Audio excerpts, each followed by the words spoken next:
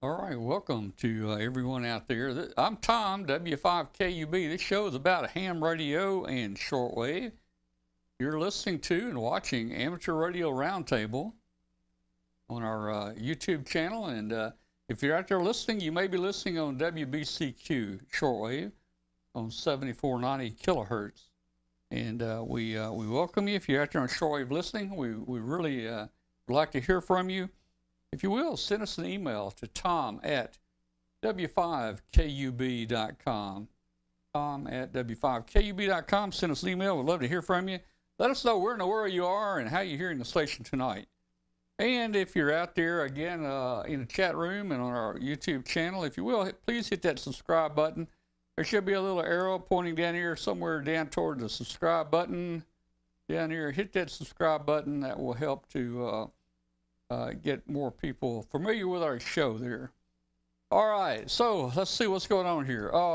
Hey, we didn't have a show last week, so I've just about forgotten what to say here. Glenn's going to help me here in a little while. Hey, join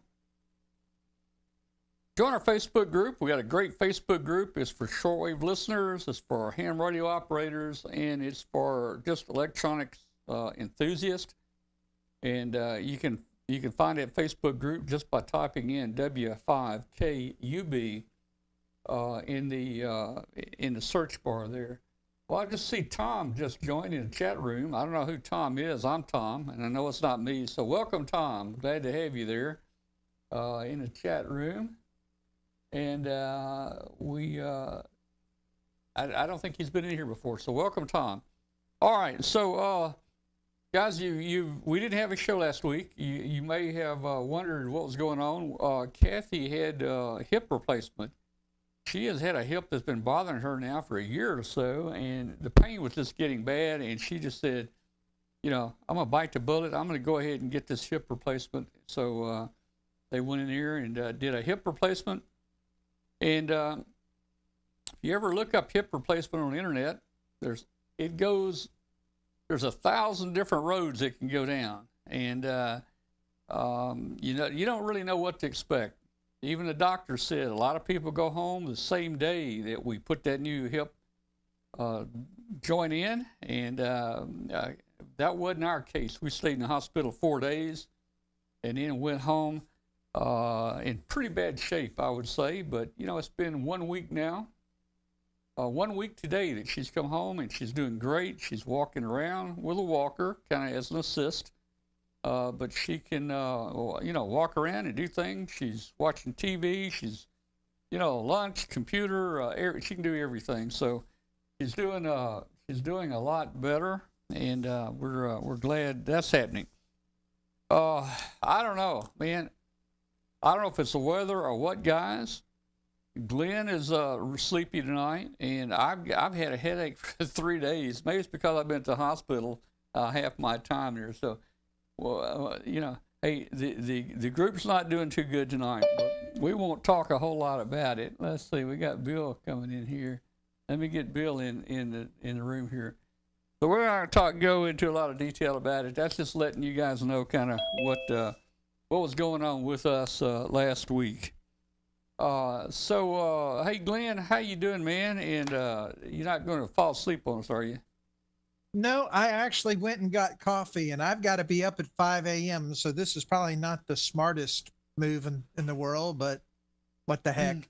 And as soon as Bill gets on, I just say, we just hand the whole show to him and let him finish it up. Well, we can do that. I might go take a nap, and you can go on to bed, and Bill can just do the show. Yeah, we'll let Bill handle it. But no, it's been a busy past couple weeks for me. I went to the Corinth Hamfest week before last, and then this past weekend we had the Memphis FreeFest.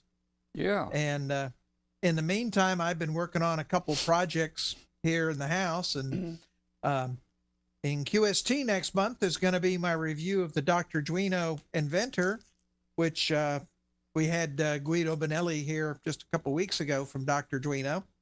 And that's coming out in the May QST. And then in a subsequent QST, I can't say what it is, but it is a special project at the request of Dave Minster, the CEO of ARRL. And that is arrived in his hands today. So they're going to be doing all that fun stuff with what I sent them. It's an Arduino project, and that's all I'm going to say about it. Well, we're looking forward to seeing what that is. I'm sure it's going to be something really neat, man. I think it is. It's really crazy and wild, and it's not something you'd normally expect to see. Yeah, well, that's great. Okay, very good. Hey, we're going to talk a little more about FreeFest after a while. I've got some video, a walk around of FreeFest. So, you know, we didn't have time to plan a lot tonight, but hey, we've got some neat things to talk about here tonight. And we're going to let you experience FreeFest just like we did. The walk around in FreeFest is probably about a 12 or 13-minute video. And, you know, just get to shop the tables with us. Okay, let's see. We had Bill join us. Hey, Bill, how you doing? Come on in here, Bill. Where are you, Bill? Bill. Oh, there we go. There we go. Yeah. Trying a different computer. Trying a different computer, and Zoom buttons are in different places. And a new update on Zoom. Every time they change it, it messes me up. Well, how's the audio and video tonight? Well, it looks pretty good. It said your bandwidth was low a minute ago. Yeah, I was seeing. Oh yeah, out in the middle of the boonies here. But it looks okay. All right. Well, hey, we're glad you joined us tonight. Good. We're glad you joined us tonight, and we'll. I want to talk a little about. We got the Great Plains coming up. We mentioned that, and then also I want to talk a little about W5KB 112. I think it's still flying. We haven't heard from it for about 4 or 5 days, but I think it's still flying, to tell you the truth. But we'll get into that later. It probably is. We'll get into that later there. So let's see. What was I going to? Oh, hey, Glenn. Glenn stayed till the final drawing at FreeFest this week. I got tired of walking around for 4 or 5 hours, so I just came on home. You didn't have to be home for the big prizes. So, hey, I did win an MFJ clock while I was there. You know, it's a little clock here, about a $4 clock, I guess. I won that while I was there. But after I left, and I didn't have to be there, after I left, I won another mobile rig. I won a FT2980 mobile rig. So, you know, hey, okay, so that turned out pretty good. Yeah, nice little radio. Yeah. It's kind of sad. You know, I buy tickets and I sit there and I don't win. Tom comes in, he goes home, and they draw his name after he's left. Well, I just couldn't stay much longer, man. I was getting really tired of staying there, man. Yeah, it was. You know, I figured, you know, I was hoping to win the generator or the 40-inch TV. I would love the generator. Yeah, the generator or the 40-inch TV, but no, I had to win a mobile rig. You know, so I don't know. I did win the drone there a couple of years ago, though. Yeah. So, you know. Yeah, I do win every now and then, but nothing like you and Joe Eisenberg. I think last year I won one of those bio whatever batteries. You know, one of those. That's right. Yeah, you won one of the nice batteries. Yeah. So anyway, you know, I don't know what I'm gonna do with that mobile rig. Maybe hey, I can put 4 or 5 mobile rigs in the truck and just have them on different frequencies, I guess, right? Yeah, there you go. Yeah, because I sure don't know how to change the frequencies and tones and stuff while I'm driving. So I have to set one. It stays like that for about a year or 2 years. So I'll just set one up on different frequencies and, you know, label it. And that's how, you know. That's what I did with the one in my car is I programmed in every repeater that I generally am around or like to and from Dayton kind of thing. So I just, you know, rotate on up the dial and it's all programmed in. Well, you know, I was hoping to win a generator, or maybe, I don't know what I do with the 40-inch TV. I've got them hanging all over the wall, but I don't need the generator now that I've got this big home generator installed, but still it'd be neat to win it, you know? Yeah. You know, there you go. It'd be kind of cool. Hey, I did buy something. Victory. I did buy something there. I'm going to show you what I bought. Man, I splurged. I actually bought stuff too, and I promised myself I wouldn't. I splurged on this one, and I spent $25 there. And I saw this, and, you know, it reminded me of the 1960s when I was a novice and a general. And we would get these parts, these military parts, Mars surplus and stuff like that. And it reminded me of that, and I said, this is kind of neat. I'm gonna get this. I'm gonna show you what I've got here. Let me get the other camera, and let me see if I can't show you here. Where the camera should be right there. Okay, so guys, look, I bought this box right here. This is kind of a cool box, and what it's got a frequency meter in it. See the frequency meter right there? And it's got a voltmeter. Now, I don't need this really. I mean, this is good if you have a generator or something, at home, particularly a portable generator where you want to check your frequency and stuff. Now, this is old school. Yeah, I love those reeds. Yeah, for this the is old frequency school. measurement. In fact, That's if you just look slick. at this reed, if you've never seen one of these before, let me tell you what it is. These are little reeds right here, and they will vibrate at the frequency. So if you're on 60 cycles, this reed right here should vibrate, and you'll see it, much taller than the others. And I did check my power earlier. I do have cycles here. I do not have hertz, but this thing does verify that I've got some cycles, that I'm using cycles here. And then, of course, I've got this is kind of neat. The voltmeter here, 0 to, 150 volts. Hey, and you know what I did? Let me tell you something. I'm going to plug this in. Let me plug it in right now. You'll see. Yeah, well, if you're getting cycles, you're using electricity that was made in 1943. Now, look at this. Look. You can start to see it vibrating. Your watch. Yeah. Hey, you're right on it. 60 I'm on cycles. 60 cycles. Look at that. And I want to tell you something. So I'm back here in the studio, and I plug this thing in. I'm reading, let's see if I can get it. I'm reading 110 volts. Well, It's a little low. Well, and that started concerning me. Now, I unplugged it and I went over to my workbench and I plugged in the power strip. I got 120 volts. I got 122 volts everywhere in the house, throughout the house. Here on my studio, I'm seeing 110. And you know why I'm seeing that? You know why? Why? I have a large UPS outside that's running all my computers and TV and my network. Yeah. And the UPS, it took me a minute to figure this out. The UPS is putting out 110 volts. Anywhere else in the shack here is 120 volts. So that's kind of neat here, but look at here. I got 60 cycles here, guys. 60 cycles. These aren't hertz. These are cycles. All right. Well, that just shows you. I love those reed frequency. Yeah, that just shows you that we still use cycles. Some people still use cycles here. All right. So I thought that was kind of neat. I bought this box, and I didn't need it. I probably will never use it.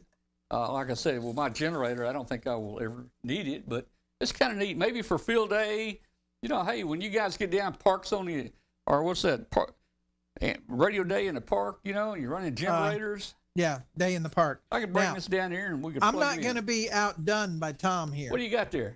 Wait a minute. I got me something too. Let's look at it. What do you got there? Hold it up. Wait, don't open it. Don't open it yet. Hold it up. Don't open it. Hold it up.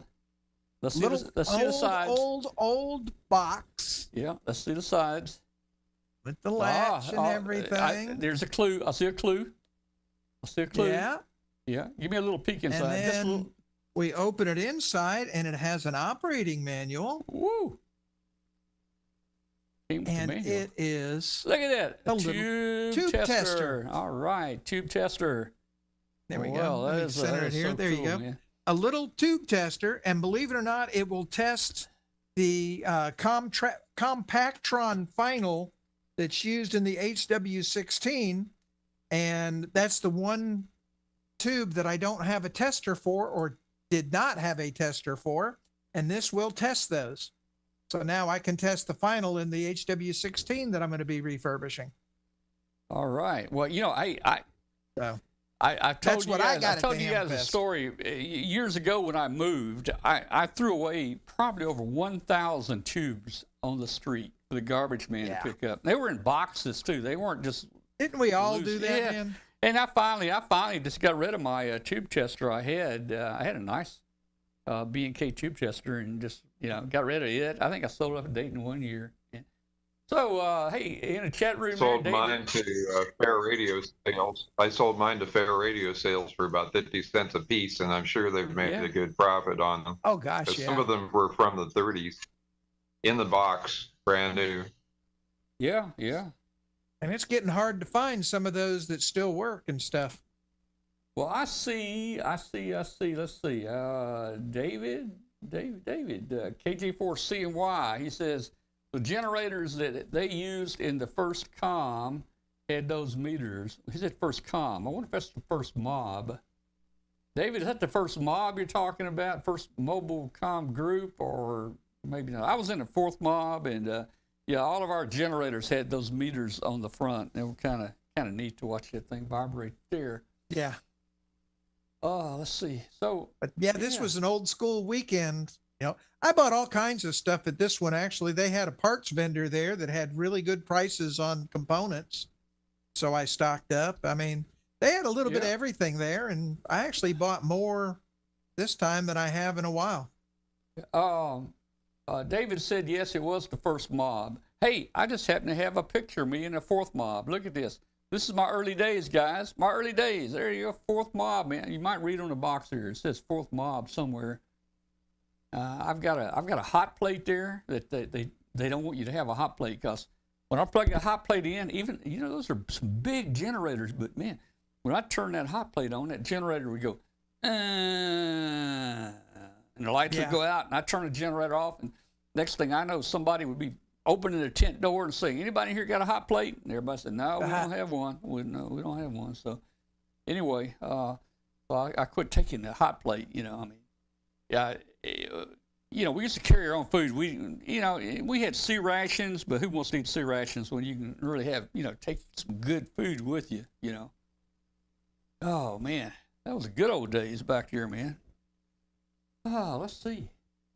So your tube tester is an old tube tester. It's only going to test old tubes, I guess. Yeah. Yeah. Yeah.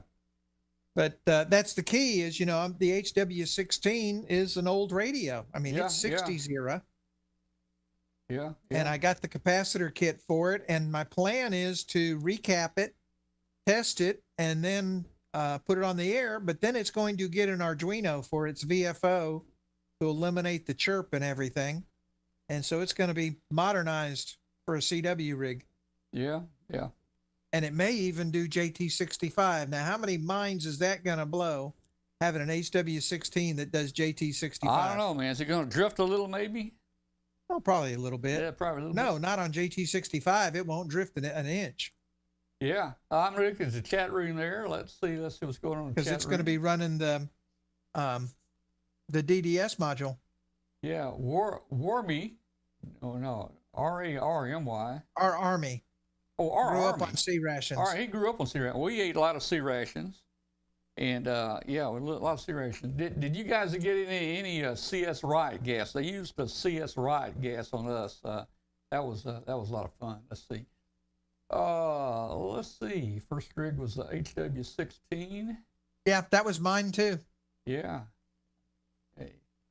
All right. Well, hey, I got a walk around video of the Memphis FreeFest, and I'm gonna play that, guys. If it's boring, go get you a cup of coffee or a Coca-Cola or a sandwich or something, and come back in about 10 minutes. But who knows? Glenn and I are going to talk about what we're seeing there, and Bill can too. He can chime in. So I'm just going to do a quick walkthrough of Memphis FreeFest and let you kind of see what it was since you weren't there, and then we'll be back here with you in just a minute. Let me see if I can figure out how to do this. I think I had to click there. Here we go. And there maybe. Okay, here we go. All right, we're at Memphis FreeFest. All right. Man, there's a lot of cars outside. I've never seen so many cars there. We're up by the food court. We've got tables out here, and then there's the inside flea market. There is a tailgate area outside going on. we'll do a quick walk. It was around quite here. crowded in there. It was, yeah.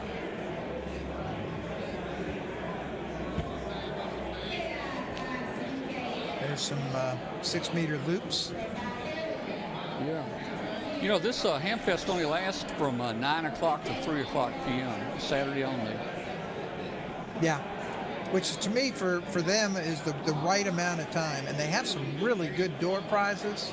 Everything there, all proceeds benefit the Le Bonheur Children's Hospital.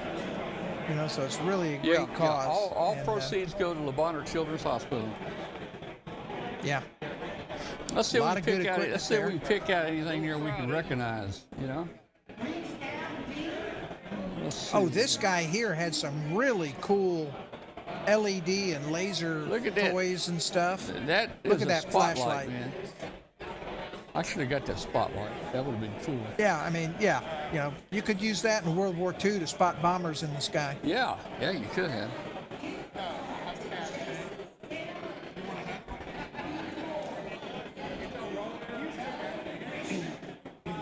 know, but there was just some really good stuff there. There's a lot of tower parks this year. Tower stand. I had one of those tower stands right there. You clip it on the side of the tower, and you can actually stand on it with both feet.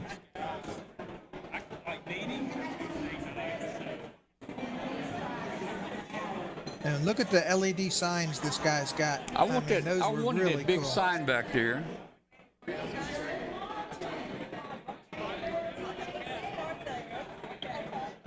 Oh, I was wondering where I was at there. I was over at the other table looking at stuff.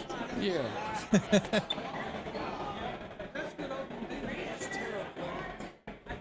Well, there were some pretty good deals there, although there were some really high cost items there too.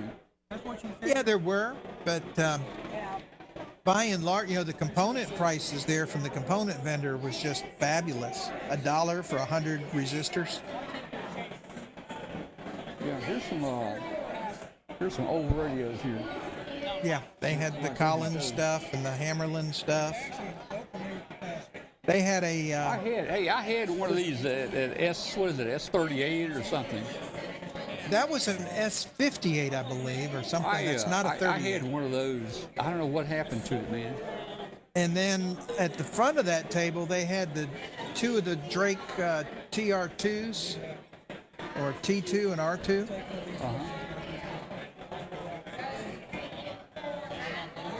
Yeah, so they had some really cool looking stuff.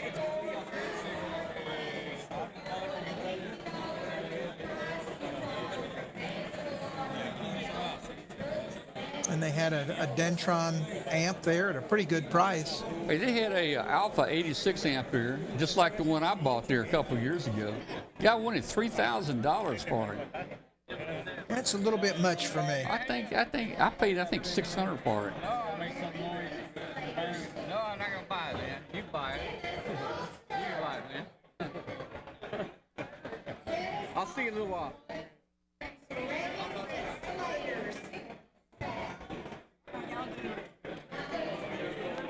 Yeah, there's that amp. There's a whole Drake station. There's the Drake station, and that's a good price for that Drake. Yeah. I mean, back in the day, that was the stuff you wanted to have. Yeah. I had one of those receivers right there.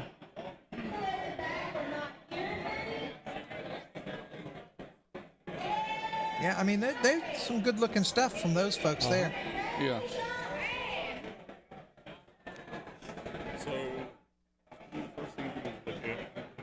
I see some tube testers. Yeah, they were over there at Corinth as well. Yeah, there's some tube testers, but those were a little on the pricey side. Mm-hmm.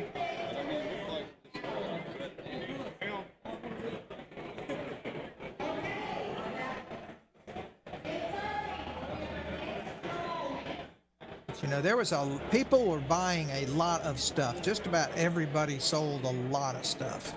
Mm-hmm. Brett was asking about an amp. Yes, somebody had an Ameritron. Look at there.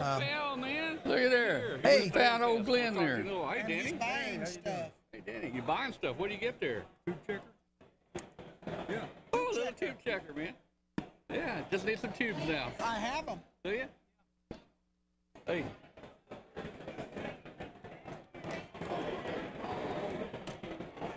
Yeah, there was a lot of good stuff. Just I'm trying to think on the Ameritron. Tom, you remember that Ameritron? Probably coming up here on the left, if I remember correctly. Yeah, I think there was a 600 watt solid state there. Yeah. That's what it was. Yeah, 600 solid state. Auto switching and all that. Yeah. Yeah. Had some nice hardline connectors there.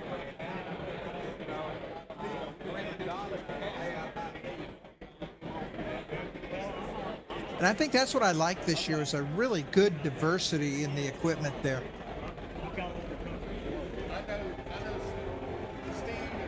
There's the Memphis group right there. Oh, the train's going by. All right. Yeah, that was the other thing. This little center, the Bartlett Municipal Station Center, whatever, was right next to the railroad track, so you had trains going by all day. Yeah.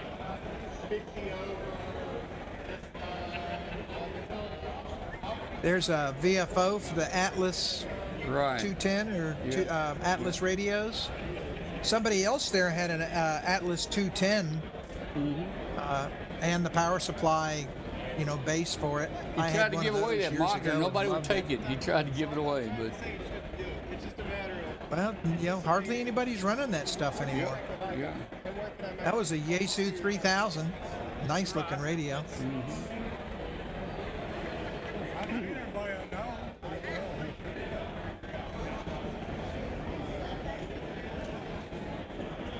But they had stuff on every table in there. That place was full, and not spectators, but visitor, audience, whatever you want to call it. That place was jam packed when it opened. I mean, and it was packed much of the day.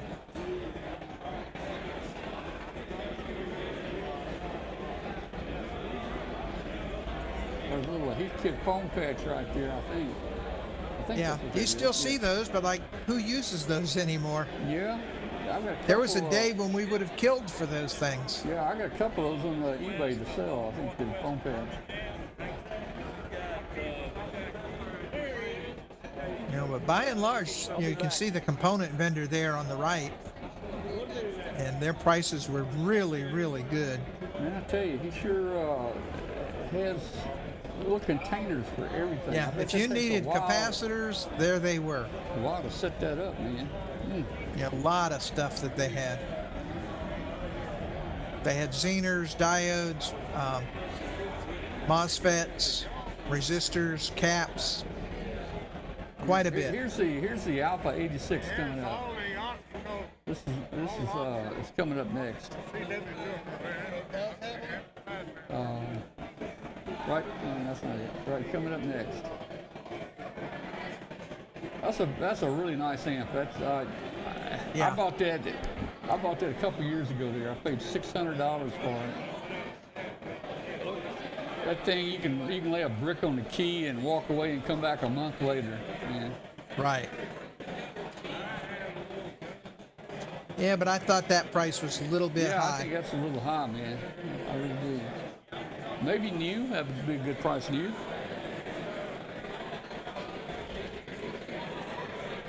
Well, it'll come down when he gets tired of hauling that in and out of these places. Hey, it is heavy, man. It is really heavy. Yes.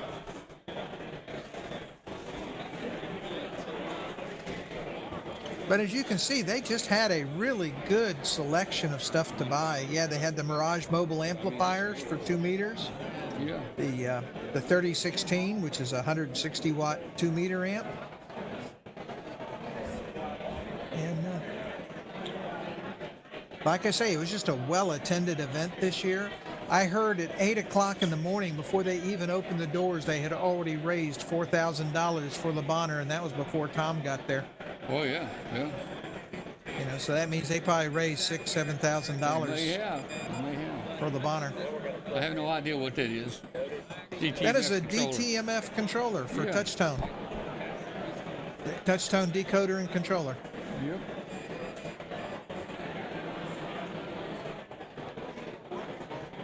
And of course TN07 was there with their antennas. Also we had Tennessee, Memphis, Tennessee. Yeah, I think we had who I can't remember. Is it JR Right, we're or outside. whatever The is weather's the pretty good. Although we're MFJ supposed to vendor get that was some, there? Severe thunderstorms today. Yeah. We got some tailgating Yeah. going on outside. Let's see what we got out here.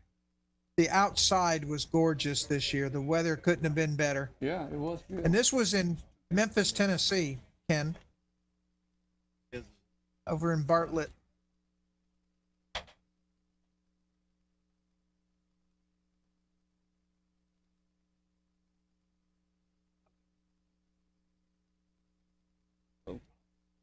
Hey, old man.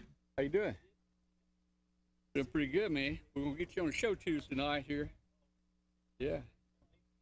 Well, you got some fine stuff out here. This is the kind of stuff I like, man. Mississippi's finest junk. Well, maybe you can sell all that. It's supposed to get some storms today. How you doing? Good to see you. Yeah, we got one today. It's been up 300 days. And another one's been up 182. I remember when you started out, Yeah. y'all had a little failure first. Oh, well, Figured it hey, out. a couple years ago, it was tough to go around the world. We've been around the world about 20 times now. 300 days. Yeah, the amazing part is that's almost a whole year in the air. Yeah.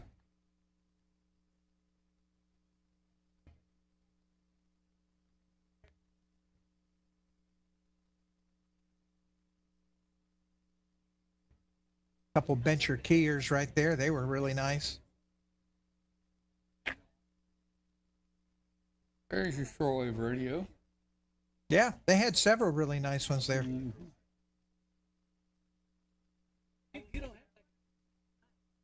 I might just do that. Does it? Yeah, okay. I'll come back. Okay.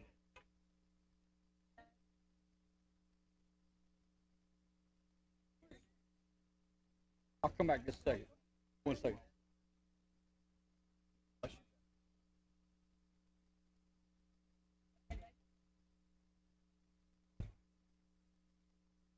By the end of the day, a lot of that stuff was already gone though. It was, Yeah. like I say, this was one of those ham fests where everybody's buying something, and just about everybody walked out of there with something in their hands. It was really a nice ham fest. And basically, I sold out of everything on my table. I was left with very little. And if I'd have sold the alien, I'd have been completely sold out. All right. Well, you just didn't quite come down to the right price on the alien. I got Glenn down to $0 on the alien, but I wanted something better, and he wasn't going to carry it out for No, me. I was not going to pay you $10 to take my stuff. Yeah, yeah. Oh well. That's where you were heading. I'm like, no, I offered to put it out in your car and everything, but no. You wanted me to pay you, and that would have been my lunch money that I had to give you. Well, anyway, guys, that was FreeFest in Memphis. I think 3 or 4 different clubs come together to put that on. All the proceeds go to Le Bonheur Children's Hospital. It's completely free. They give you a ticket when you go in. You don't have to buy a ticket. You get a free ticket. And Glenn, what about the tables? Are the tables free? Tables are free as well. Yeah. The tables are free ticket. The only thing that costs is if you want to buy extra raffle tickets. Yeah, yeah. And of course your lunch, the hamburgers, hot dogs, and drinks and stuff that they have. And I tell you a secret, man. If they announced it, if you just waited a little bit past noontime, the hot dogs came down to $1 a piece, man. $1 a piece, yeah. And that was a pretty good hot dog I had. I thought it was a pretty good hot dog. I had the hamburger, and it was pretty good. Especially when you're starving. Yeah, yeah, yeah. So, Okay. yeah, it was good. See All Bill's over there stuffing his face with something. Bill's eating. Okay. So let me do this. He's got chips, cheese puffs. Yeah, let's take a quick break, and we'll be right back, guys, with you guys. Don't go away. We'll be right back. Cabin fever, spring into the new year with Icom. Icom's newest amateur FM transceiver is the IC V3500, and it's ready to hit the road with whatever you're doing. With a compact body and simple interface, this radio is a must for those looking for a long-range mobile with a fresh look. The IC-T10 is a rugged portable that meets or exceeds standard military testing. With an IP67 waterproof rating, the ICT-10 can withstand any field activities ahead. Hear any transmission and listen to FM broadcasts with the loud 1.5 watt speaker. The IC705 is a perfect sidekick and QRP companion. Base station features and functionality at the tip of your fingers. It's a portable package. It covers HF 6 meters, 2 meters, and 70 centimeters. This compact rig weighs in at just over 2 pounds with an RF direct sampling. Most of the HF bands and IF sampling. The ID5100A is innovation and mobility taken to the next level. Designed from user input, the ID5100 offers an intuitive user interface experience with an industry-leading touchscreen display. Additionally, the ID5100 connects with Android devices and Bluetooth headsets via the optional Bluetooth module. The ID5100A is one of the most advanced dual-band mobiles on the market today. And last but not least is the ID52A. It's a VHF-UHF dual-bander with D-Star and FM dual-mode functions, and is the first handheld amateur radio with a full-color 2.3-inch waterfall display. This radio supports conventional FM communications and D-Star simplex repeater, regional, and worldwide calls over the D-Star Internet Gateway. Visit www.icomamerica.com/amateur for more information on Icom Radio. Here we go. All right, and we are back. All right, well, hey, couple announcements real quick here. Let me see, we got some ham things coming up here. Let me tell everybody what we got going here. This is, Glenn, you can talk about this, man. This is the day in the park, man, down in, where is this, Olive Branch or somewhere? Yeah. This is going to be at the Olive Branch City Park on October 14th. We did this several years ago. And what it is the Mississippi clubs all get together, and once a year, Malcolm Keon, the section manager, selects a club or clubs to put on this day in the park. And it's just kind of a ham get together in a park. And we did it about 3 years ago, and we gave away about $4,000 worth of prizes, had a whole bunch of people come up and cook barbecue, and had a little flea market, and of course, had operation going on, and just had all sorts of fun. And they're going to be doing it again on October 14th with the Chickasaw Amateur Radio Association and the Olive Branch clubs getting together and doing it this year. And it's a lot of fun. So if you're in the Mississippi area, come on over and spend a day with us. We'll feed you, give you a chance to win some good stuff. So I think I went to one last year. It was pretty neat. Now, day in a park. This is different than that was Winter Field Day. I went and y'all were getting flooded. No, this is not field day. This is just a day in the park with ham radio, flea market, and operating and food. All right, and we got another one coming up here, and this is the first annual Swap Fest on Crowley's Ridge, Saturday, April 22nd. On Crowley's Ridge State Park up at Walcott. It's a one-day deal, kind of like the Memphis FreeFest, 9 a.m. to 2 p.m. on April 22nd. Free admission. They got tailgating out there if you want to tailgate. I was thinking about going to this. Crowley's Ridge extends quite a long distance. In fact, it comes on down to within about 30 miles of Memphis here. And I was thinking Crowley's Ridge, I may go over there to this, but this is much further north. This is almost up at the Arkansas and Missouri border. So if you're in southern Missouri, you might want to consider coming down for Swap Fest. And if you're in, northern Arkansas, drive on up to Crowley's Ridge to the Swap Fest. So I think it'll be good. This is their first one. So save the date. It is a pretty drive up there, though. Yeah, I have October to say that 21st. I enjoy that drive. It's Truman, Arkansas. So that's pretty good there. Oh, is this Truman? Well, you know what? It says save the date. It says Walcott. I know it, but if you look at the little black insert there, save the date. No, that's save the date. That's for October 21st. Oh, wait a minute. for the Really? October Swap Fest. That's the Truman one that we did. Oh, yeah. So there's two of them here. Yes. Right. Okay. Yeah. But I think last year we made it up to the Truman one. That's October the 21st. Yes. And this one, Crowley's Ridge, is April 22nd. Yeah. Yeah. So the Crowley's Ridge is probably a couple-hour drive, maybe 2.5-hour drive for me. The Truman, Arkansas is maybe about an hour drive for me right there. All right. Yeah. Well, very good. All right. Well, now while we're talking Hamfest, Yeah. we are literally a month away from Dayton. And Yeah. Bill and I both have some interesting news about Dayton. Oh, boy. I will be doing my first forum ever at Dayton. I'll be doing my Arduino, the Next Generation Forum on Saturday at 9:15. And I think, Bill, you're going to be doing one of your balloon forums, aren't you? Yeah, the balloon forum's going to be on Friday around 11. I think it's 11:15 or so, and forum room 3. And we're going to have Ken K9YO from the infamous balloon that may possibly have been shot down, but certainly looks like it did. anyways, he's going to be discussing how to make your own Whisper balloon transmitter out of an Arduino Mini and some different modules, a GPS module and a transmitter module.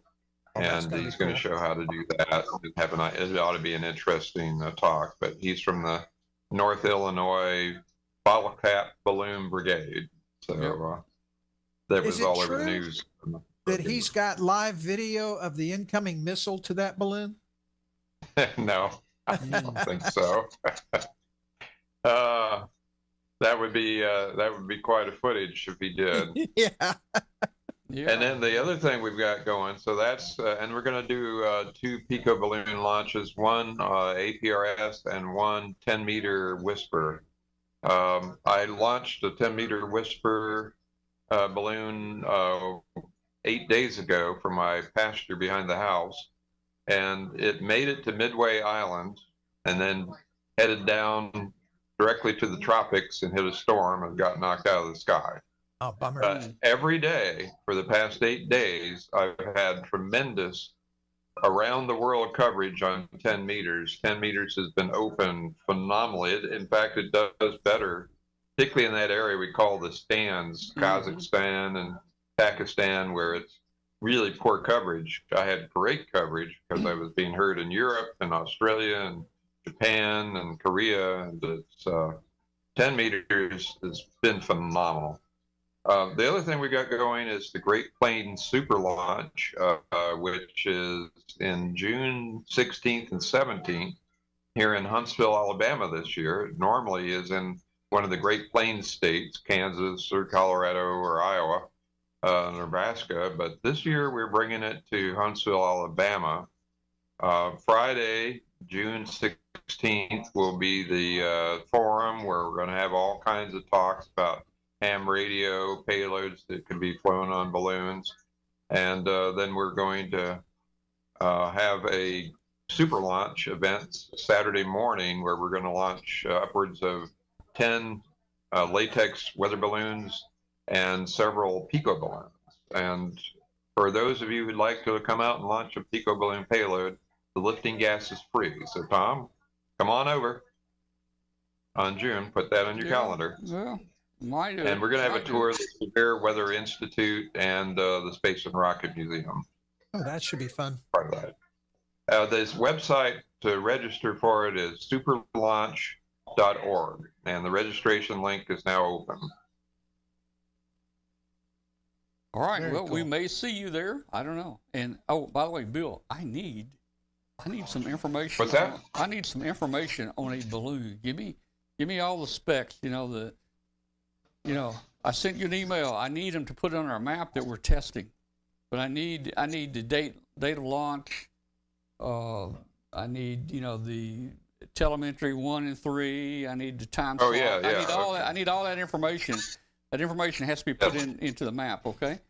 So send me All right. send me one or two that are flying. I guess it needs to be the same protocol as what you or I've been flying, right? I mean, I think. Yes. Yeah. I still have one flying that's from the Antarctica series. Oh, wow. One of those is still flying. Is it on APRS or is it? WB4ELK-7. Yeah. And but the GPS is not working, Oh. so Yeah. it's just enough to get a time lock and occasionally a 2D position report, and it looks to be about 65 south. Anyways, I don't think the current position showing on the map is accurate. I've been estimating its position based on the start and stop times Yeah. of the telemetry, but every day, and it's on 10 meters. Well, Every day I'm okay. getting reports from Well, send near me the South send Pole, me a couple. I need near a couple. Antarctica, all over the world. Send me a couple if you know someone else. I need Yes. to put a couple in here for testing. So our one W5KB 113, you know, it went down to the southern hemisphere. It's been flying great down there. You know, Bill, I looked at its position on DaytonTime.org or whatever, where it shows the sun elevation. And man, just down here at the tip of Argentina now, the sun never gets higher than 20 degrees. So it's starting to get pretty low down there, and we're still getting good tracking from down here. But you know what? The 113 was the one with the 45-degree solar panels. So I guess it knew what it was doing when it went south. So it's still doing pretty good. Just to talk. That's great, and it's very rare to make that transition from the northern hemisphere to the southern hemisphere. But since you were flying so high, that there's more opportunity for that when you get up towards the stratosphere. So here's the new map we're working on. This is a Google map that will track your balloons. And I know that the Sonde Hub, I saw now that you can go back to 1 year on those. You can go back to 1 year. You can go back to time of launch on this map. Guys, if you look at it, the red there is 112.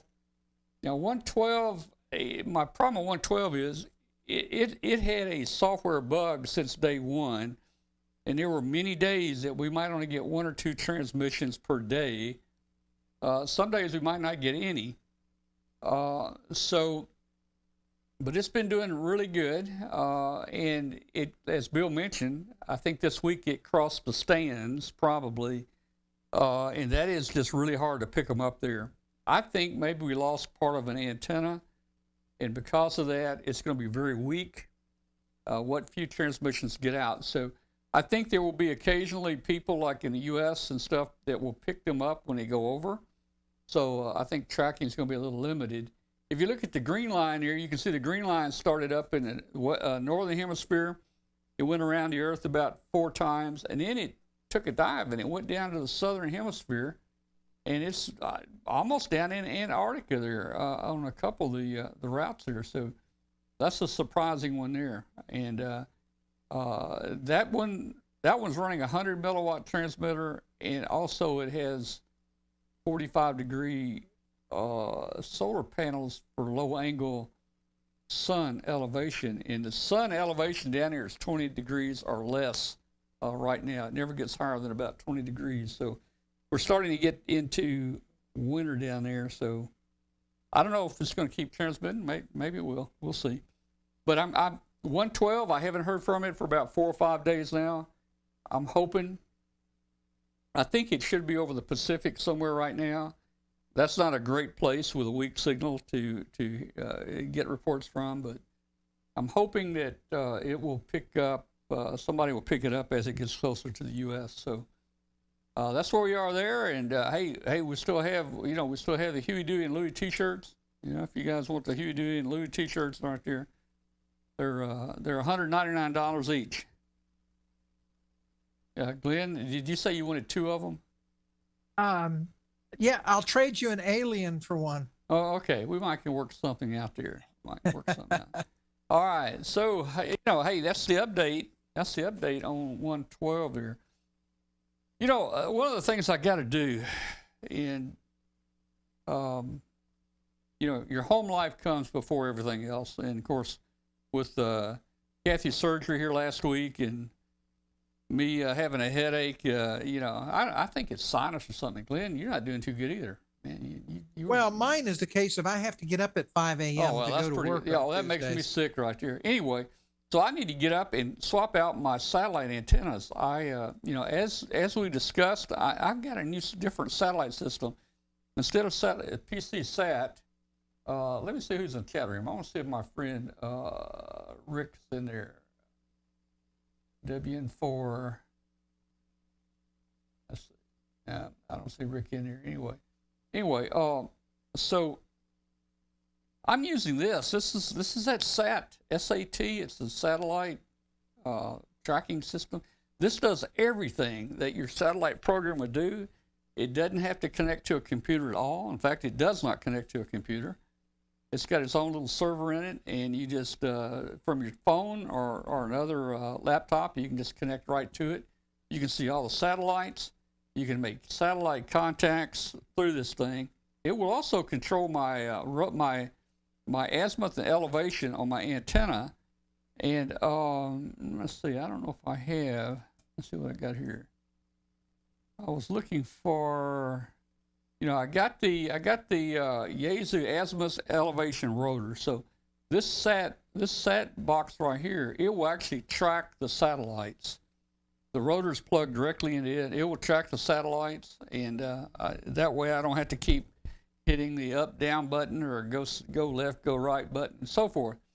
So there's basically my satellite station I've got set up right there. You can see the PC on the left is tuned into a little SAT box that's right above it. The little box with the green screen is the SAT box, and it just connects to it. And then I've got the IC 9700 there for the radio that I communicate with.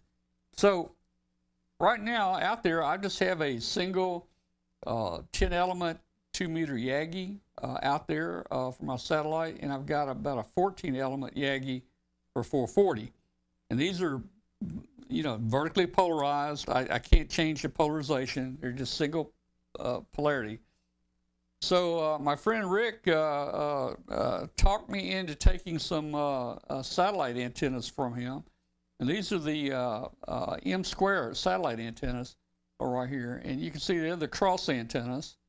And you can see some of the matching right there. And there's a little relay on there. And you can actually send a voltage up to this relay, and you can change the polarization, I guess, from right-hand circular to left-hand circular and so forth if you need to. But the horizontal and vertical are all phased together. You can see some of the phasing right there. Let's see. This is part of the 440 right here. You can see the elements are a lot shorter, and here's the box again with the relay on it there. It's quite long. The 440 antenna, my 440 antenna, my 13 element 440 antenna is probably about 4 foot long up there. This 440 antenna is probably about 15 feet long. I mean, it is a long antenna. So I've got to put it together there, and I've been putting it together the last few days. Let's see. There's again the 2 meter. Each of those elements slide through that boom, and you got a little plastic insulator that fits in a hole on the boom, and then you've got a little locking clip that you slide down on the element to hold it in place. So it's kind of neat the way it goes there. And there's another shot of the part of the 2 meter. That's just that's less than half the 2 meter. I've got two other pieces. That's a big antenna. I've got two other pieces that extend this thing out right here. No wonder Rick wanted you to take it. Yeah. He needed garage space. Well, yeah. So they're quite long, and I've got to make sure I've got turning radius up here. Also, Glenn, man, there was a couple pieces of nice coax at FreeFest I should have bought. I'm probably going to have to extend my coax that goes up here. I'm probably going to have to extend each one of them by about 10 feet, 15 feet. Yeah. because these antennas are so long, and I don't think I have any more slack up there. So that's going to be another thing. And I also have to make sure that when this thing turns, it doesn't hit the roof and it doesn't hit the tree limbs up there. So Right. I've got to get up there and measure and see how that goes. Yeah. Now back on that sat box. So does it also do your rig Doppler shift? Oh yeah. It see the little cable, the little zigzag cable there. It plugs in. It plugs into. Okay. It plugs into the CIV plug on the back of your radio. Very and cool. It controls your radio, the Doppler shift. As the satellite moving, it changes. And Tom, yeah. I actually, after you showed this on a previous show, I actually had to buy one of these too. So add that to the list of things I bought that you've shown in the show. All right, man. We're batting about 90% here. It seems like before something. You do this stuff, Bill, you need to let us know so that we can do some insider trading and get our shares in before you buy. There you go. Bill, I see you're tracking AO7. That's an amazing satellite that's been up since the 70s. Yeah. Well, is it AO7 that the battery shorted out and it was shorted out and then it unshorted and now it's strictly on solar power. And I used to work through that satellite when I was in high school. Yeah. So it went dead. It was one of my favorite satellites. I think it was. The satellite went dead for like 15 years or something up here, and then it came back to life when the batteries opened up. Yeah, the batteries opened up. Yeah. And it's got no batteries, but they're no longer shorting the power. Yeah. So the solar cells are able to operate it. So you can take this box if you want to go out field day or something. You don't need the internet. You just need to download your TLE files, make sure they're up to date, and you don't need an internet connection to see all the satellites and the paths and track them. And I think it's a cool box. I'm looking forward to getting these new antennas up. I think they're going to make a big difference. Now, you don't have to have those crisscross antennas. I can work the satellites with my just standard Yagis up there, but this should make the station a whole lot better. All right, so there we go. That's kind of what we're doing with satellite right now. Let me go back to. There we go. We're back. All right. So hey guys, we had a fun night tonight so far. I think we've talked about some interesting things. I'm gonna open up the phone, the Zoom. I'm gonna put the Zoom link on here. If anybody wants to join us, maybe they got questions or want to join us and talk about some particular subject. We won't open the phones, but we'll open the Zoom line if I can copy. Here we go. Copy. And by the way, Tom, I don't know if you heard during one of the breaks. I'm actually using one of those $99 computers that you showed on your show a few months ago for my Zoom contact tonight. Well, that's pretty cool. It's got a built-in webcam. I got one of those, but I'm having a little trouble with the keyboard. It's smaller or something, and I don't like the built-in mouse click. It takes getting used to. They're little chiclet keys, but I love the small size of it to carry around with you. It's really neat. A lot of people are using these for logging computers and field day and Parks on the Air and different contesting. They're great for that. So and I don't know what that pretty capable little computer. I don't know what it's selling for now, but that was a Windows 10 laptop basically, and it seemed like $89 or something if you catch it at the right place. Yeah, it was about that. I bought it on Amazon before Christmas. The same model that you talked about, Evolve Mark III, I think it's called Evolve 3. Yeah. And it's a pretty decent little computer. Yeah. And it came with Windows. Oh yeah. And a solid state drive. That's pretty cool. All right. Not a very big one. All right. It's like 64 gig, but Yeah. For a login For- computer or something small, that's all you need. Yeah, it's I've been writing Python programs on it. Yeah. All right, so let's do this, guys. It's about 9 o'clock. Let's just say this: the show, basically, the Amateur Radio Roundtable is kind of over, and we're now going into the show. No, the after the show. All right, we gotta get that right. After the show, and this is where we'll talk about ham radio stuff, whatever you want to talk about. And we've got one person already joined us, Bill up here, WZ1L joined us. Let's see if we got anybody else who wants to join us. I posted the link in the chat room. Just click on that link, and you will be in there with us. Let's see if Love Bill's to have fixed you. his smoke detector yet. Yeah, let's see if it's still beeping here. So while we're at it and we're waiting on somebody, let me just make a comment here that for those out there listening on WBCQ on 7490, hey, we welcome you. You're listening to Amateur Radio Roundtable. It's a show about ham radio, shortwave listening. And we're glad to have you tonight. Send us an email to tom at w5kub.com. About to lose my voice. Yeah, I was just gonna say. Yeah, man. Okay, and hey, if you just want to listen to the show, we're on nearly every podcast carrier out there. I don't know what's happening to my voice here. Glenn, you may have to take over. You may have to. Well, I was gonna give it to Bill, but yeah, we can be heard on most of the podcast carriers, and of course, Yeah. this show is recorded. And when is it going to be available? Thursday, Tom? Yeah, it's Thursday. Well, on any podcast, it's just on demand. You can get it anytime you want to. Yeah, but I meant the replay Yeah, on of shortwave. this. On shortwave, we're on at 5 p.m. There you go. Yeah, I was thinking the shortwave. Yeah, 490 there. Hey, we've got Ray Army, Roy. I think, joined us. Roy Army. R Army. Did I get that right? Yeah. Hey, R Yeah. Army. Come on in here, talk to us.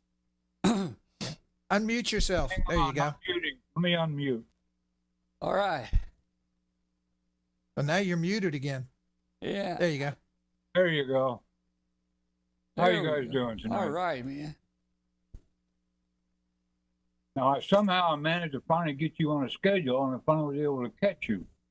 So, There you go. question-wise, I got all kinds of questions. I was an ET back in the 70s, running around with a bunch of, and I was stationed overseas, so I ran around with a whole bunch of hams that were also Mars operators. But back then, you needed code to get your license. Mhm.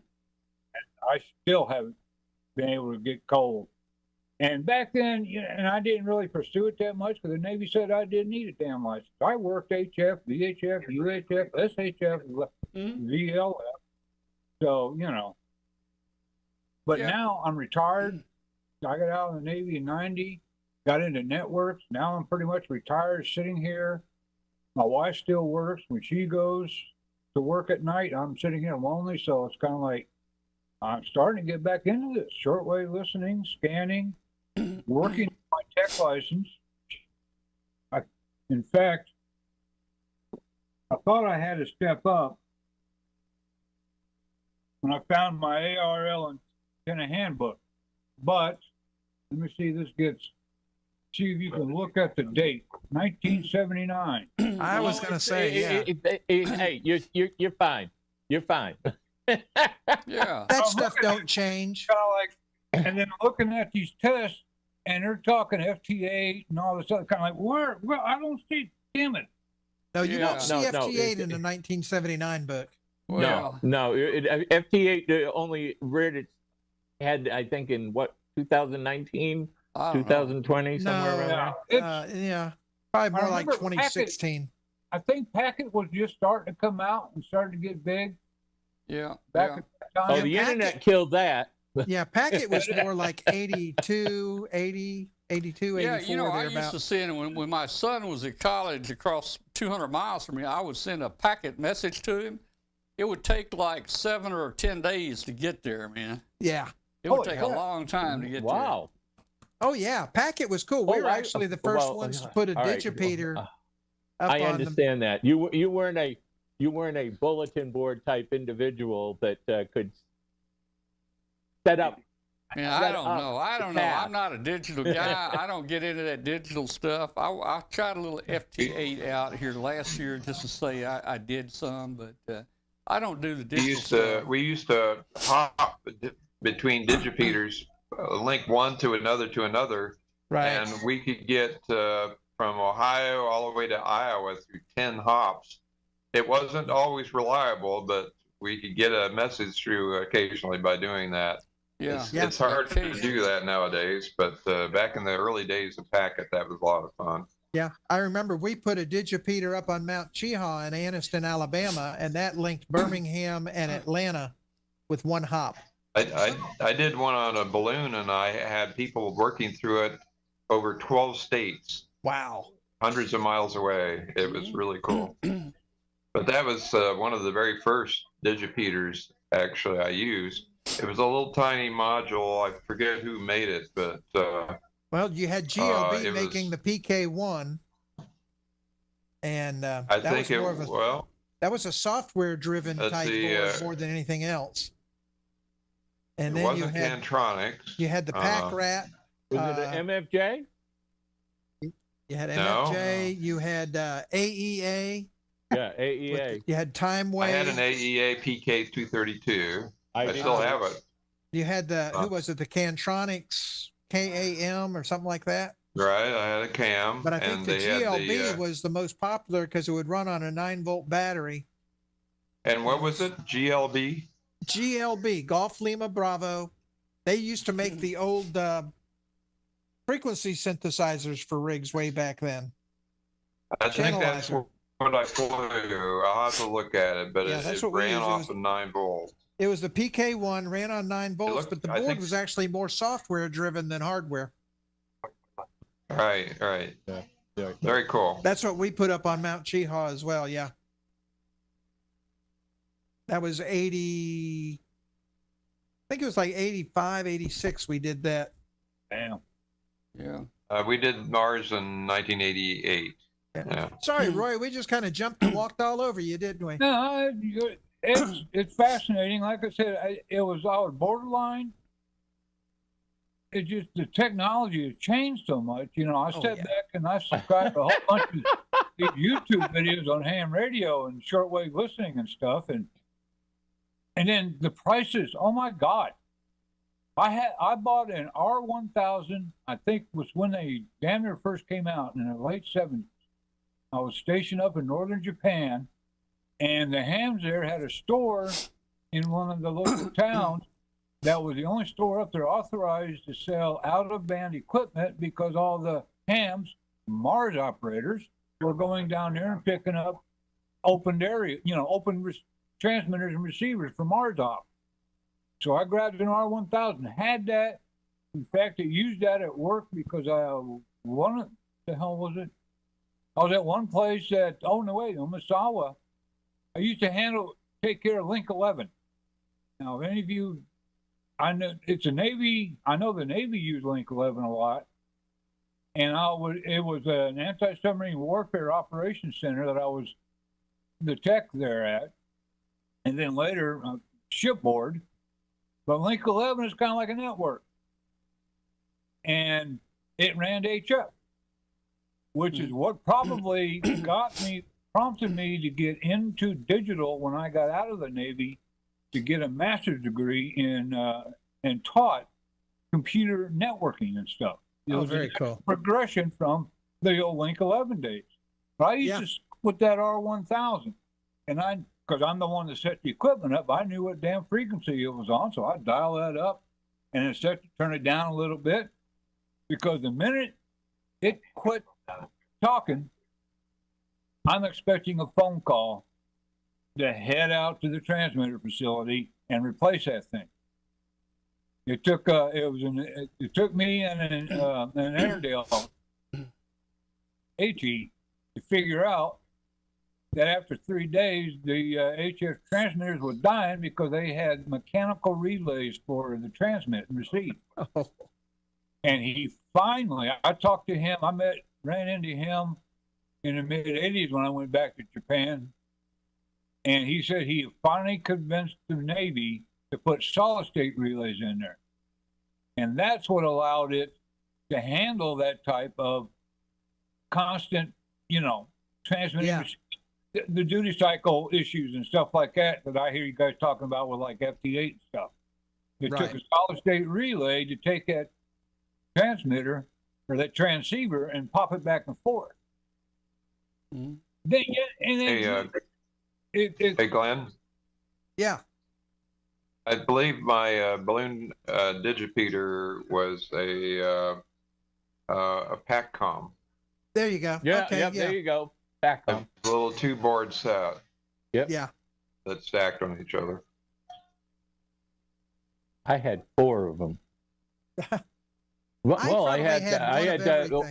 what was it? A 1276, a 1278, and there was something there that I bought just before I went south. I mean, my packet station there could go anywhere and do anything because it was set up that way. Yeah. I Well, mean, you I was also doing had- AmTour. I was doing AmTour. I was sending it out. Oh that God! sounds familiar. Well, you also well, had the tapper boards, and a matter of fact, Heathkit had one. I put that together and had one of those. I still have one of the very first tapper boards, that kit that they produced. I think it was called a TNC2, but the Yep. tapper boards were really fun. Yeah, I mean, I was at the very first. Oh gosh, what did they call that? But it was a packet radio convention over there in Atlanta at Georgia Tech. I was at the very first one of those back in like 85, I think- 86. I used to attend some of the very first tapper meetings in Tucson. Yeah. When I lived in California at the time, I'd drive over to there, and they always had a good meeting. Yeah. And that was just when packet was starting to take off way, way, way back then. Yeah. So, hey, Ray, I think you're new to our show here. How do you find Yeah. us? Are you new to our show, Ray? Yeah, it's relatively new. Okay. I think I've caught a couple of them in the last Okay. 1 or 2 in the last month, but they were mostly the replays Yeah. Yeah. that you post afterwards. So hunting down the schedule, most of you guys don't put out a damn schedule. Oh I no! had Hey, to hey, our dig schedule. and No, no, find no, out. no. Our And schedule. PM Central. Hey, Ray, our schedule is every Tuesday night of the year at 9 p.m. Eastern. Forever. And I'm Forever. in California. I'm in San Diego, so All right. That's 6 6 p.m. o'clock. for 6 you. o'clock. Which You and gotta I finally subtract 2 found hours. that. Put Yeah. that in my calendar, and if you look at my calendar, Yeah. I have a special on Google. I made a special ham radio Yeah. GMRS. I've got my GMRS license at least. And I started adding all the schedules for all these live shows and stuff. And I was finally in a position, because I'm finally on day hours when I'm actually up at this time.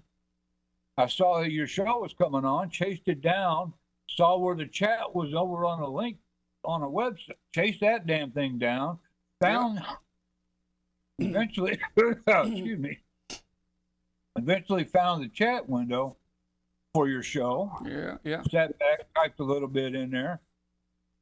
Well, we have been. The Zoom thing yeah. came out and it looked like it was an open invitation. I jumped on. Yeah. Well, it's an open invitation whenever We you have. can, sir. We have been Well, on. We've been on now right at 9 years. I think we've done pretty good. We maybe hadn't missed more than 3 shows a year for 9 years. We did miss the last 2 weeks. I was over in Russellville, So did I. Arkansas. 2 weeks ago, Other I was in thing. Russellville Other and thing. did a presentation over there for the amateur radio group over in Russellville, where I went to college, and I got to go visit my college and go in my dorm and look at the new dorm that I was in. That's 58 years old now. Oh man! Yeah. You know, and then last week we actually came home from the hospital last Tuesday, and I just didn't feel like having a show Tuesday night.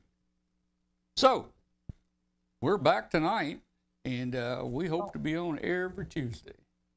Well, you're on my schedule now. All right, good. And Zoom after chat because I'm coming out of a deep depression. Back in around 2014, 2015, I withdrew from the world.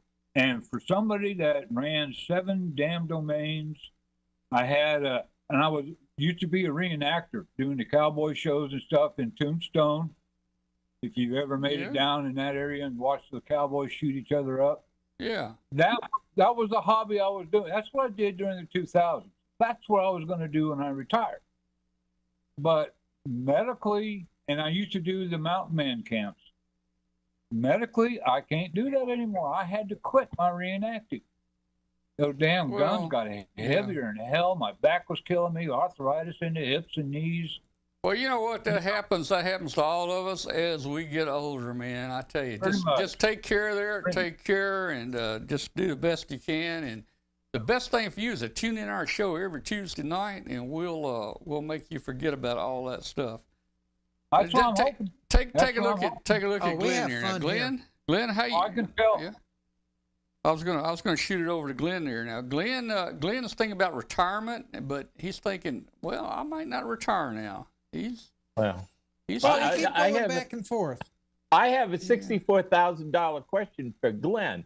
Did you ever unpack that radio from the box that was sitting over there to your left? Oh, you meant the big one here? Yeah. He did. Yeah, not only is it unpacked, it's all mounted and hooked up and stuff. Whoa, look at you. Yeah, we are all set. And of course, it even came with the operator from the factory. Oh, there's Miss Rodan. Well, Glenn, we're gonna have to try to make a contact, man. It's kind of funny. She's just now starting to adapt to the time change, and so she's an hour late for the show tonight. Oh man. Yeah. Hey, let me give you guys operators that run into on all the YouTube channels. Yeah. Oh yeah. Well, you've heard about all these rigs have this cat interface. Yeah. They didn't put them there. They put them there for the cats. Giles has a cat. That's all I can figure. Official shortwave, official shortwave listening, SWL. SWL, yeah. Yeah, he's got his cat.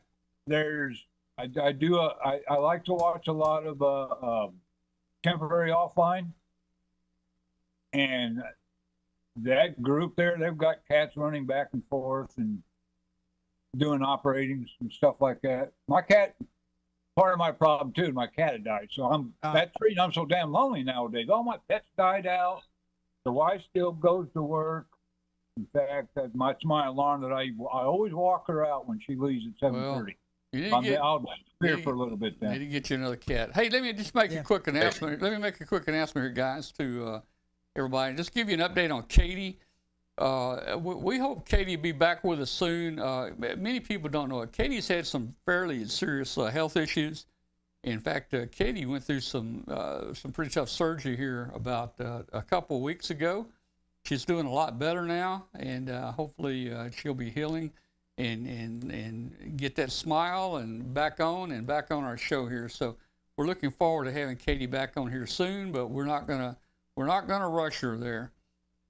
Yeah. Hopefully she'll be back in time for Dayton. I'd like to see her up at Dayton this year. Yeah, I doubt she'll be going to Dayton there. Again, hey, if anybody out there is listening on WBCQ on Shortwave 7490, we welcome you tonight. This is the After the Show. Earlier we had the ham radio show called Amateur Radio Roundtable, and we're glad you're with us listening on Shortwave. And if you're out there listening on Shortwave, shoot us an email and let us know where in the world you are and how you're hearing the station. We're not a real powerful station, about 50,000 watts, but it does get out, and when propagation is good, it's heard at a lot of places. So please shoot us an email, and also join our Facebook group, W5KUB on Facebook. We've got about 13,000 hams in that Facebook group now, and it's a great place to talk about ham radio.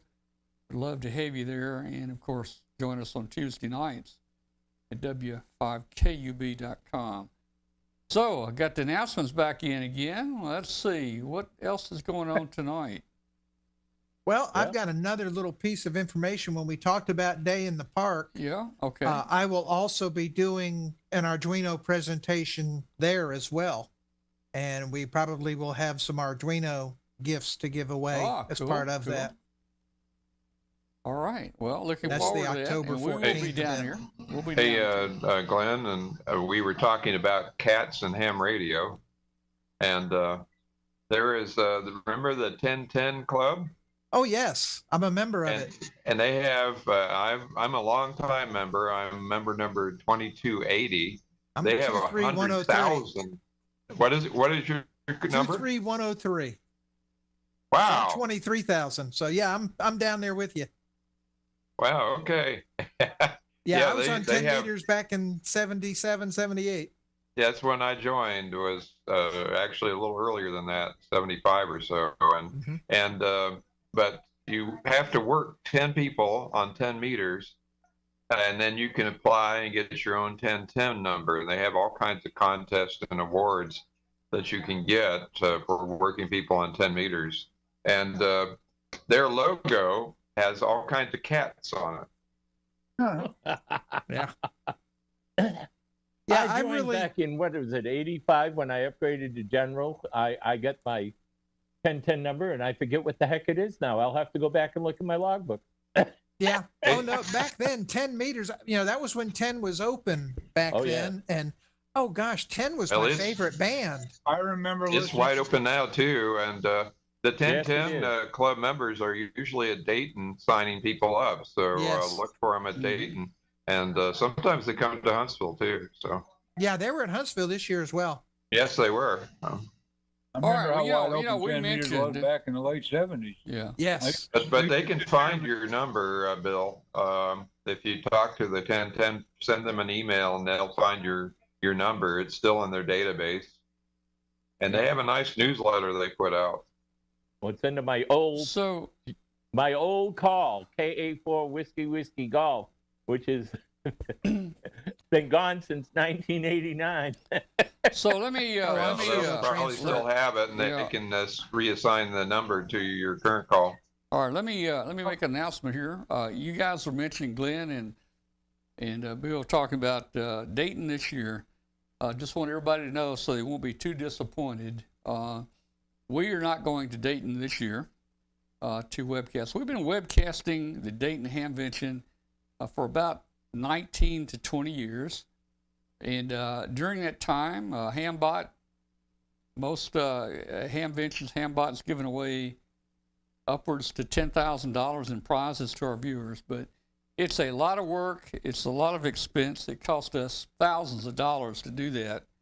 And of course, we're getting older, and it's a long ways up there. We've been 40 straight years to Dayton. We've been webcasting at about 20. We're not going to do it this year. Sorry, guys, for if you're disappointed there. But there are others. There are others that are coming along now. Webcasters and podcasters that will be showing it. So we'll let them do it. Now, we will be at the Huntsville Hamfest in August, and we'll always go to Huntsville Hamfest, and we'll always webcast that. And it's really a nice Hamfest to go to, and we got great facilities there. Everything's just perfect, and we'll webcast that. We'll give away a lot of prizes during that. Hey, we're coming close to the end of the show. I want to thank everybody for joining us tonight and tuning in, and we'll see you next week. Hopefully, and maybe I'll have some news about my satellite antennas and have something done for you by next week. So anyway, I'm going to say good night to everybody out there that's watching and listening, and we're going to go ahead and shut the show down, and we'll see you next week. Anybody got any last comments? Anybody? Well, I just want to thank Roy for finding us and joining on in. Yeah. Glad to have you with us. I'd like to thank you guys for putting up with me. All right, man. You're welcome. Come back. I will. All right. Anything else? Yeah. Bill, give me that information on some satellites. I need all the specs, to put in the map program.